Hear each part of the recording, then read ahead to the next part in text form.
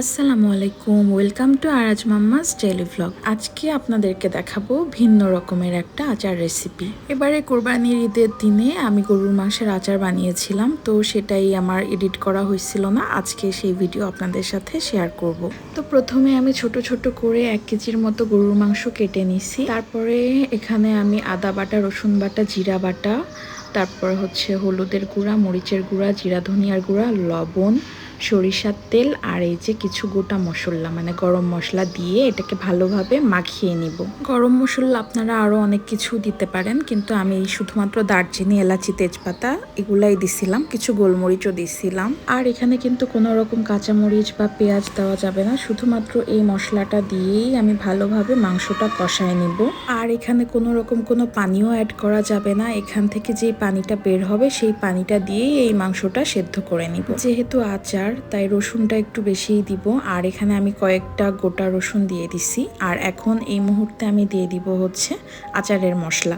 এটা হচ্ছে আমি 5 ফোড়ন সব কিছু মানে তাওয়ায় টেলে নিয়ে তারপরে ব্লেন্ড করে এই মশলাটা করছিলাম। নর্মালি আচারে আমরা যে মশলাটা দিই সেটাই। আর তারপর যেহেতু আচার একটু টক টক তো হতেই হবে, তা না হলে তো আচার আচার লাগবে না, এই জন্য আমি একটু তেঁতুল গুলিয়ে নিছিলাম, আর সেই তেঁতুল গোলাটাই আমি এখানে দিয়ে দিলাম। আর আচারের মশলাটা আমি কিছুটা ব্যবহার করছি আর কিছুটা রেখে দিছি, নামানোর আগে দিব। এখন দিয়ে দিব 1 চামচের মতো, মানে 1 চামচের থেকেও একটু কম চিনি।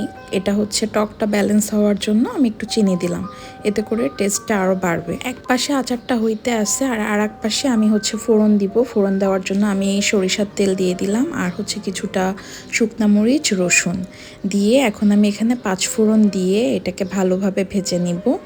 তারপরে এখানে দিয়ে দিব কিছুটা হচ্ছে ধনিয়া, মানে গোটা ধনিয়া যেটা, সেটাও কিছুটা দিয়ে দিলাম। এখন এটাকে একটু লাল লাল করে ভেজে আমি আচারের মধ্যে ঢেলে দিব। তারপরে এটাকে সহ আমি আরও কিছুক্ষণ আচারটা রান্না করব। তারপরে আমি এখানে অফ ক্যামেরাতে দিয়ে দিছিলাম হচ্ছে কিছুটা ভিনেগার, ওটা আমি ভিডিও করতে ভুলে গেছি। আর বাকি যে আচারের মশলাটা রাখছিলাম সেটাও দিয়ে দিছিলাম। আর এই যে তারপরে এটা হচ্ছে আমার ফাইনাল লুক, আমার না আচারের ফাইনাল লুক। দেখেন দেখতে কি লোভনীয় হয়েছে, তাই না? আসলে এটা যে এত মজা হবে আমি নিজেও ভাবতে পারিনি।